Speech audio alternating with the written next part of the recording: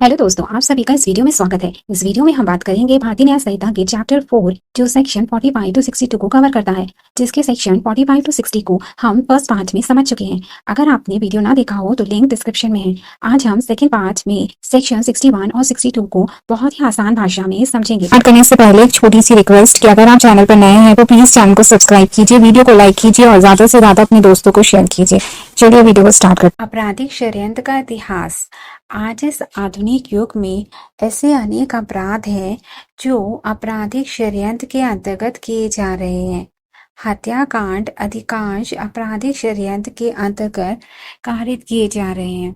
चोरी, लूट, डकैती के अपराध भी आपराधिक षड्यंत्र के अंतर्गत किए जा रहे हैं। इसी वजह से भारतीय दंड संहिता में आपराधिक षड्यंत्र पर विशेष प्रावधानों को जोड़ने की नितांत आवश्यकता पड़ी, क्योंकि उस समय तक भारतीय दंड संहिता में आपराधिक षड्यंत्र का कोई समावेश नहीं था।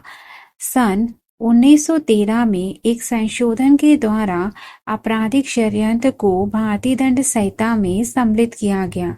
इसके पूर्व इस संहिता में आपराधिक षड्यंत्र के लिए कोई व्यवस्था नहीं की गई थी। 1868 में मुल्की बनाम आर के मामले में न्यायाधीश विलिस ने यह कहा था कि षड्यंत्र दो या दो से अधिक व्यक्तियों के केवल आशय में ही समविष्ट नहीं रहता है, अपितु यह उनके द्वारा किसी अवैध कार्य को या किसी वैध कार्य को अवैध साधनों से करने की सहमति में निहित रहता है। आपराधिक षड्यंत्र को पृथक रूप से भारतीय दंड संहिता के अध्याय 5A में परिभाषित किया गया है। इसके लिए एक पृथक धारा 120A और 120B में प्रावधान किए गए थे, जिसे अब भारतीय न्याय संहिता में अध्याय 4 की धारा 61 के सब क्लॉज 1 और 2 में परिभाषित किया गया है, जिसे हम आगे विस्तार से समझेंगे। नेक्स्ट है आपराधिक षड्यंत्र से आशय। सामान्य भाषा में षड्यंत्र से आशय लगाया जाता है किसी अवैध कार्य को करने की पूर्व योजना से, अर्थात जब दो या दो से अधिक व्यक्ति किसी अवैध कार्य को करने या करवाने के लिए सहमत होते हैं तो ऐसी सहमति को आपराधिक षड्यंत्र माना जाता है।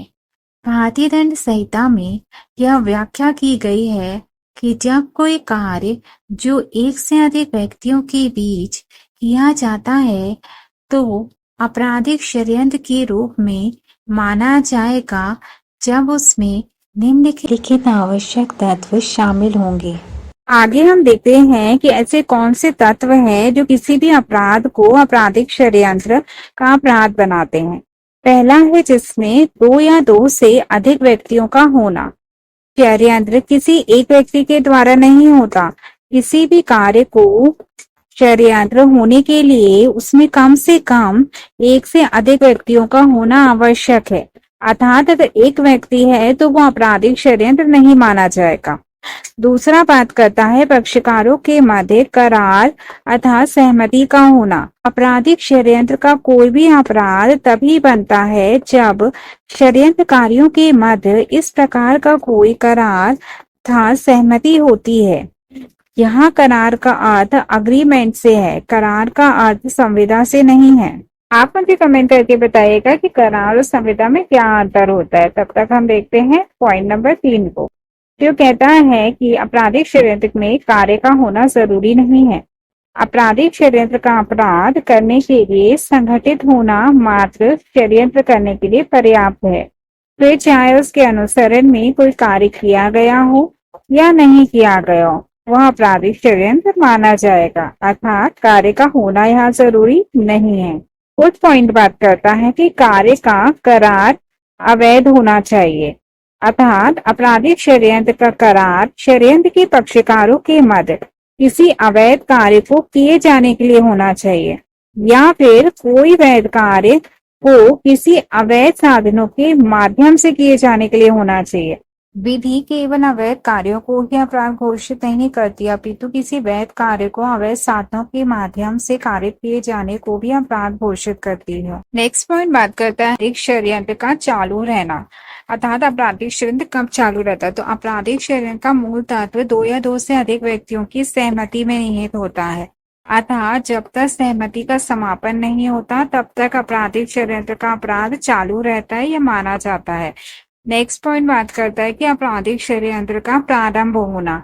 आपराधिक षड्यंत्र का मूल तत्व पक्षकारों के मध्य अवैध सहमति का होना है। साधारण तौर पर यह अपराध उसी क्षण शुरू हो जाता है या पूर्ण हो जाता है जब पक्षकारों के मध्य अवैध सहमति हो जाती है। नेक्स्ट पॉइंट बात करता है पक्षकारों के मध्य सामान्य आशय का होना। षड्यंत्र के प्रत्येक पक्षकार के बीच किसी कार्य को जो अवैध है करने के लिए आपस में समान आशय का होना जरूरी है। अर्थात सबका एक उद्देश्य होना चाहिए कार्य को करने का। नेक्स्ट पॉइंट बात करता है दुराशय का होना आवश्यक है। दुराशय आपराधिक षड्यंत्र का एक अनिवार्य तत्व होता है। दुराशय के अभाव में किसी व्यक्ति को आपराधिक षड्यंत्र में सम्मिलित नहीं किया जा सकता। अर्थात सभी सम्मिलित व्यक्ति का आशय अपराध करने का होना चाहिए। आगे हम देखते हैं कि आपराधिक षड्यंत्र करने के लिए सक्षम कौन व्यक्ति सक्षम है। तो आपराधिक षड्यंत्र के अपराध को करने के लिए यह आवश्यक नहीं है कि समझौता करने वाले सभी व्यक्ति के द्वारा कोई अपराध कारित किया जाए या सभी व्यक्ति अपराध किए जाने के लिए सक्षम हो, किंतु विधि का उल्लंघन करने के उद्देश्य से संगठन के रूप में सम्मिलित होना ही आपराधिक षड्यंत्र के लिए पर्याप्त है। अर्थात जो कोई व्यक्ति कोई अपराध कार्य नहीं भी करता है, सिर्फ अपराध करने के दुराशय से ऐसे संगठन में शामिल हो जाता है, उसके संबंध में यह समझा जाएगा कि उसने आपराधिक षड्यंत्र किया है और वह उसका दोषी समझा जाएगा। वह व्यक्ति कौन है, आगे देखते हैं। फर्स्ट, यह आवश्यक नहीं है कि आपराधिक षड्यंत्र में भाग लेने वाले सभी सदस्यों को षड्यंत्र के बारे में विस्तृत जानकारी हो। अर्थात अगर उन्हें जानकारी नहीं भी है तो भी वो आपराधिक षड्यंत्र में शामिल हुए माने जाएंगे। दूसरा पॉइंट बताता है कि यह भी आवश्यक नहीं है कि प्रत्येक षड्यंत्रकारी षड्यंत्र के प्रत्येक कार्य में सक्रिय रूप से भाग ले। अर्थात अगर वो भाग नहीं लेता लेकिन उसने सम्मिलित होने की सहमति दी है तो वह षड्यंत्र में शामिल माना जाएगा। थर्ड पॉइंट बात करता है कि किसी भी अवैध कार्य को करने का मन बना लेना मात्र षड्यंत्र है। कोई व्यक्ति दूर रहकर भी आपराधिक षड्यंत्र के कार्य में संलिप्त हो सकता है। फोर्थ पॉइंट बताता है कि आपराधिक षड्यंत्र के लिए यह आवश्यक नहीं होता कि कोई व्यक्ति उस कार्य में भागीदारी करे। अर्थात जरूरी नहीं है कि वह उसमें अपना कुछ योगदान दे। उसने अगर सहमति प्रदान की है तो भी वह आपराधिक षड्यंत्र में शामिल हुआ माना जाएगा। नेक्स्ट पॉइंट बात करता है यह आवश्यक नहीं है कि आपराधिक षड्यंत्र के लिए सभी सदस्यों का किसी एक स्थान पर उपस्थित होना। अर्थात यहाँ पर कहा गया है कि षड्यंत्र करते समय जरूरी नहीं है कि जितने लोगों ने सहमति प्रदान की है वो सभी वहां पर स्थान में उपस्थित है। 61 सब क्लॉज 1 आपराधिक षड्यंत्र की परिभाषा, जिसे हम आईपीसी के सेक्शन 120A के अंतर्गत पढ़ते थे कि बेयरक डेफिनेशन नीचे हम सीधे एक्सप्लेनेशन को समझते हैं। इस परिभाषा के अनुसार जब दो या दो से अधिक व्यक्ति कोई पहला अवैध कार्य करने या करवाने के लिए सहमत होते हैं, दूसरा कोई कार्य जो अवैध नहीं है अवैध साधनों द्वारा करने या करवाने को सहमत होते हैं, तब ऐसी सहमति को आपराधिक षड्यंत्र कहा जाता है। परंतु किसी भी अपराध को करने की कोई सहमति आपराधिक षड्यंत्र तब तक नहीं होगी जब तक कि सहमति के अलावा कोई कार्य उसके अनुसरण में उस सहमति के एक या अधिक पक्षकारों द्वारा नहीं कर दिया जाता है। सेक्शन 61 सब क्लॉज 2 आपराधिक षड्यंत्र का दंड। जिसे हम आईपीसी के सेक्शन 120 बी के अंतर्गत पढ़ते थे। ये डायरेक्ट डेफिनेशन नीचे हम सीधे एक्सप्लेनेशन को समझते हैं। आपराधिक षड्यंत्र के लिए बीएनएस की धारा 61 सब क्लॉज 2 मिलने वाली सजा के बारे में बात करती है। इस खंड को 2 भागों में विभाजित किया गया है। पहले खंड में जघन्य और गंभीर अपराधों के लिए सजा का प्रावधान किया गया है, वहीं दूसरे खंड में छोटे अपराधों के लिए सजा का प्रावधान किया गया है। खंड ए जघन्य अपराध के लिए दंड। यदि कोई ऐसा अपराध किया गया है जो मृत्यु या आजीवन कारावास से दंडनीय है या 2 वर्ष से अधिक अवधि के कारावास से दंडनीय है, उस स्थिति में आपराधिक षड्यंत्र के लिए दंड वही होगा जो दंड दुष्प्रेरण के लिए होता है। अर्थात जिस प्रकार का अपराध किया गया है उस अपराध के लिए जो दंड की व्यवस्था है वही दंड आपराधिक षड्यंत्र के मामले में भी दिया जाएगा। उदाहरण के लिए, यदि आपराधिक षड्यंत्र के माध्यम से कोई हत्या का अपराध कारित किया जाता है तो हत्या का अपराध करने पर जो सजा है वह है मृत्युदंड। अर्थात यदि आपराधिक षड्यंत्र के माध्यम से हत्या का अपराध किया जाता है अर्थात उसी दंड मृत्युदंड से दंडनीय होगा। सेकंड खंड बात करता है साधारण दंड के बारे में। यदि आपराधिक षड्यंत्र 2 वर्ष से कम अवधि के कारावास से अपराध से संबंधित है तो ऐसी परिस्थिति में षड्यंत्र के लिए दंड 6 माह की अवधि के कारावास तक का हो सकता है। यह धारा उन व्यक्तियों पर प्रयोग होती है जो षड्यंत्र की निरंतरता के दौरान ऐसे षड्यंत्र के सदस्य होते हैं। आपराधिक षड्यंत्र के अपराध को साक्ष्य द्वारा किस प्रकार साबित किया जाता है? आपराधिक षड्यंत्र का अपराध प्रत्यक्ष या परिस्थितिजन्य साक्ष्य से साबित किया जाता है। एक षड्यंत्र आमतौर पर एक गुप्त एवं निजी स्थान में रचा जाता है। यही कारण है कि आपराधिक षड्यंत्र के गठन की तारीख या इसमें शामिल व्यक्तियों या ऐसे षड्यंत्र के उद्देश्य या इस तरह के षड्यंत्र को किस प्रकार अंजाम दिया जाना है के बारे में कोई भी सकारात्मक साक्ष्य पेश करना लगभग असंभव होता है। ऐसा माना जाता था कि इस धारा के तहत षड्यंत्र को साबित करने के लिए सहमति या एकमत होना मुख्य साक्ष्यों में से एक है और इसे साबित करना सबसे कठिन साक्ष्यों में से एक है, क्योंकि जैसा कि हम इस तथ्य को जानते हैं कि अपराधी स्वयं इस तथ्य से सहमत नहीं होता है कि वह किसी के साथ शामिल है अपराध में।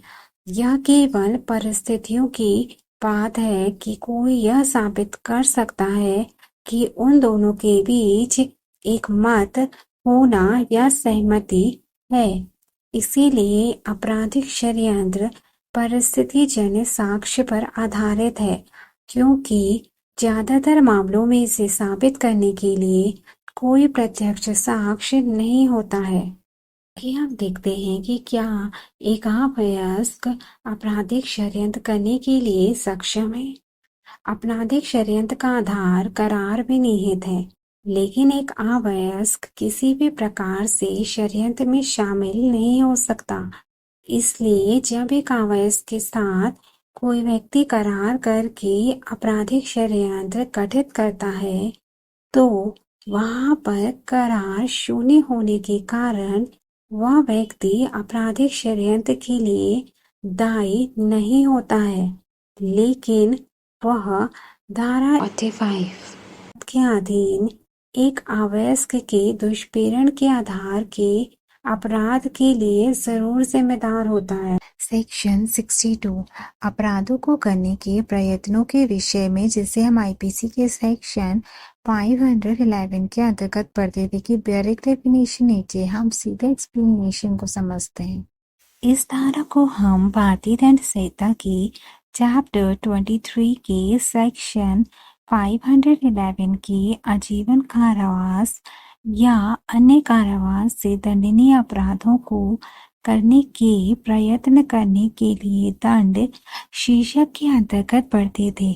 अब इसे हम भारतीय न्याय संहिता के चैप्टर 4 की धारा 62 जो अपराध करने के प्रयास के बारे में बात करती है के अंतर्गत पढ़ेंगे। जो कोई संहिता द्वारा आजीवन कारावास या कारावास से दंडनीय अपराध करने का प्रयत्न करता है या ऐसे अपराध कारित करने का कारण बनता है या ऐसे प्रयत्न में अपराध के किए जाने की दिशा में कोई कार्य करता है जहां ऐसे प्रयत्न के दंड के लिए इस संहिता में अर्थात भारतीय न्याय संहिता द्वारा कोई स्पष्ट उपबंध नहीं किया गया है, वहां उस अपराध के लिए उपबंधित किसी भी भांति के कारावास से जिसकी अवधि यथास्थिति पहला आजीवन कारावास के आदि हो सकेगी